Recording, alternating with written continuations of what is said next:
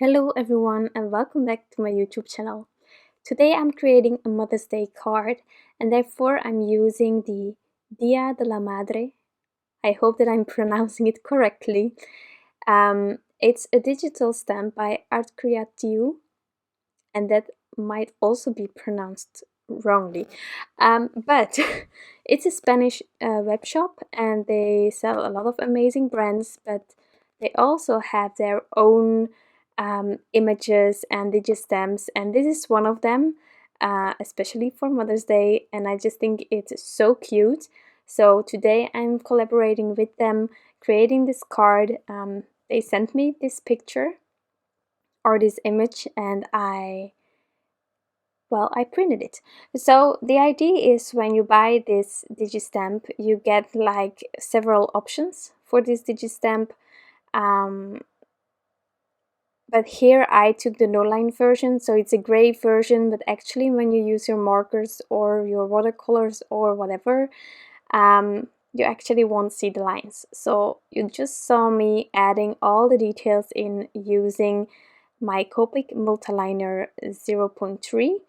And that I did just because Copic markers from time to time make it a bit harder to see afterwards where the details are. Now normally when you're using this gray version you can see still a bit through it and you will be able to add the details afterwards, but just to be safe I added them first. Now about digistamps. I already said it in a few videos that I just prefer my stamps to be clear stamps and I can hold them in my hand, maybe I have dyes and all those things. Now for these digistamps I make an exception and I will be showing another kind of digistamp soon where I played with, but just so you know, I don't have a laser printer. That's the first thing that holds me from using digistamps, but this lovely owner from ArtCreatiu oh my god, I just shouldn't pronounce the name, but she told me that that could also work and that I just had to try it out, and I did it with another digistamp that I used in the past for a collaboration with them and I really liked it and it worked out fine, but I used the gray version, so just to be sure. This one, if it starts bleeding the ink, then you won't see it as much as with the black. That's the first thing. Also, as I said, I have an inkjet printer. For this printer, I can only use my Copic markers. As far as I know, there are some people that told me if you want a watercolor, then you will need a laser printer. A laser printer will normally work for everything.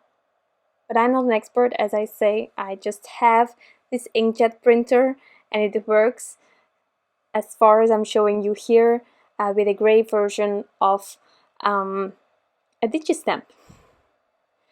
So actually in the end this will sort of look like a no-line coloring image, which I really like doing, so that's handy. Also this will also work with pencils, of course. That's just... But if you're wondering whether you can use it for watercoloring and Copics, if you have a laser it should work normally. But I also had a friend who had a bad laser for that. So you know, I'm not an expert, I can only say what I know, and if you want a Copic color and you have an inkjet, chances are high that it will work for you as well.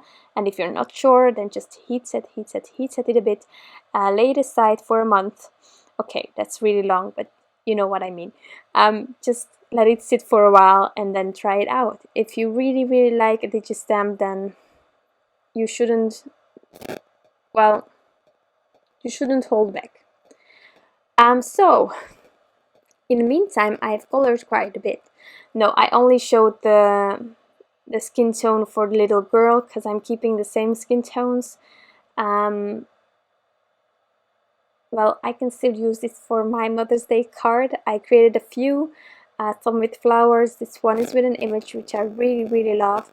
But yeah, just keeping my options open. My mother is following along, not on YouTube, so normally she doesn't know what I'm saying to you, but I just want to keep the options open and so she can see any Mother's Day card that I'm making, but she won't know which one is for her. That's what we are doing here. So a lot of Copic coloring today in this image, and I skipped the 2 other skin tones because they are the same, but all the rest I am going to show you. Here on the pants there are quite a few details, and with your Copic markers I don't have the thin nips, I just have the brush nips as they are sold. It's not always that handy to do like fine lines and details with. Now, the more you hold your marker vertically, the thinner your lines can be. Okay, so that's just something that I want to give you along.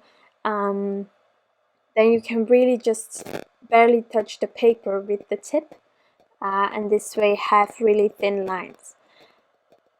Now, throughout this whole image I am going from darkest to lightest. I am saying it all the time, but this is the way that works for me, and I like the end result like this.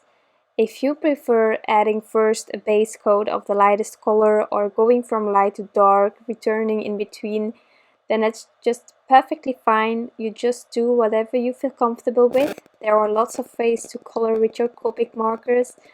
I never took a class so far, but there are some gorgeous classes. But I never took one, and this is what works for me. So I'm not going to say you should do this. I'm just saying that you should do whatever you feel comfortable with, whatever you like as an end result. That's the way you should go. So I'm using the same blue combination on this sweater as on the pants of the mother, just because I just thought that this color would be nice. As well as there is a lot going on, and I just didn't want to have a screaming image. So I thought to keep these colors quite neutral, and well, I reuse the color combinations wherever I can. So I don't know, are you already getting started on Mother's Day cards? Because in Belgium, and I don't know if it's all over the world, but I think for Mother's Day it's quite similar, but here it's the 9th of May. So well, it's approaching, it's coming close, and well, we should be thankful for our mothers every day, but well, this day is actually, it's not the only day that we should be thankful, but it's just that day where we put in a bit more effort than just saying thank you or just doing something that she likes. It's really about spoiling my mother on this day and giving some gifts, whatever she wants, and well, we just make it a happy day for her. So I don't know, what are you going to do with Mother's Day? Do you celebrate it where you live, or don't you celebrate it? I don't know. There are so many cultures, and everyone is doing something different, but I thought that this was something that is quite similar all over the world, but let me know. So here onto the shoes, using the same colors for all of them. I just thought that it was handy. And I'm moving my way all over this image without actually having a specific plan. I'm just coloring along. Also jumping from the mother to the son, to the daughter, to the son. You know, it's going everywhere. I didn't really have a plan when I started. I just printed this on some Transotype perfect coloring paper, which is actually handy, because when I used Nina in the past, well, I always used the 110, and well, my printer isn't handling that amount of weight. And this Transotype perfect coloring paper, I'm not sure about the weight, but it goes through the printer, and I think I have a standard printer thingy going on there, so that can help as well. So I just did the t-shirt of the little girl, and then I started thinking, what will I do now? And since I didn't have clue about clothing, I started on the hair. Now, I said it in several videos already, hair can be colored in so many different ways. You can do some flicking, you can do strokes, you can just do like you would shadow the clothing and stuff. Well, today you can compare it a bit with shadowing the clothing and the faces. I'm going to have all my shadows on the right side. And on my first layer, as I try to do as much as possible, I'm quite subtle in my darkest colors, but once I know how much space I have, then with this second layer you can already see I'm going much farther with the darkest color to get this depth. So having done that, I thought, okay, so now I can do, well, the little girl, but I just missed some spots on the boy. So for the little girl, I'm doing a blonde kind of hairstyle. Well, the E50s really help for that color. And that was still quite simple. Now the mother was something completely different. I didn't know how to tackle it because there are some details with the lines in the hair. You can neglect them if you want to, if you prefer it like the little girl and the boy. But I really like the lines, so I thought, okay, I need to do something with that. But having no clue, I decided to do first the pants and the skirt before continuing with the hair of the mother. So as I said in the beginning, a lot of coloring, so I hope that I'm not boring you here. But I just wanted to show the different areas, except for the skin tones, because, well, it's the same. But just, I wanted to show the rest. I think that it might help. If you're good in coloring, of course, you don't need to watch this, or if you have your own method, then you can skip the coloring. But you probably already realized that this video is all about the coloring, and then the finishing of this card will be so quickly, you have no idea. Okay, so here onto the pants, and then in the end I also used this color combination on the skirt, so greens all the way. Why? Because this green works with the blue, and it also stands again against that yellow from the t-shirt, I thought. So that's a thought process. And I really had no idea which color I could give the skirt. Maybe also red. But then I'm also going to do those accessories of the little girl with red. So maybe that was just a bit too much. I don't know. Maybe red would have been good. Well, I can make more cards, of course, like this. It's really easy. You just print it off. And of course, if you put a full piece of paper inside of your printer, you can print this image twice or 4 times. It depends. If you want to cut it out, you can even do more amounts, of course. If you want to create a panel out of the whole piece of paper, then well, maybe 2 or 4 cards you can make just out of one piece of paper. Just put the image on your Word or whatever program you're using to do some editing of text and such. I use Word.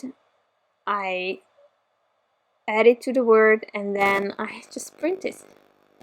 And when it's out there, I can start coloring, and then later on, as also in this video, I'm going to use the basic rectangles by Mama Elephant to just cut out this A2 size panel with the image there where I want it to be.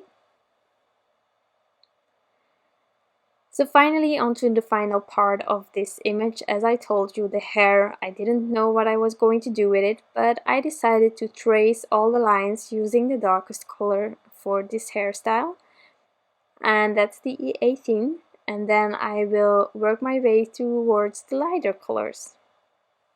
Also, if you're curious to well, to see which colors I'm using for what, on my blog post, and I'm linking towards it in the description box, there I have listed everything: the skin, blue, green, yellow, blonde hair, dark brown hair, all those things.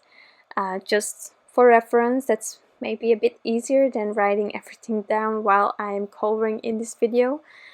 So that's in the description box for you to see. I will also link towards these products or towards this web shop, of course, where you can find this gorgeous image for Mother's Day down below in the description box.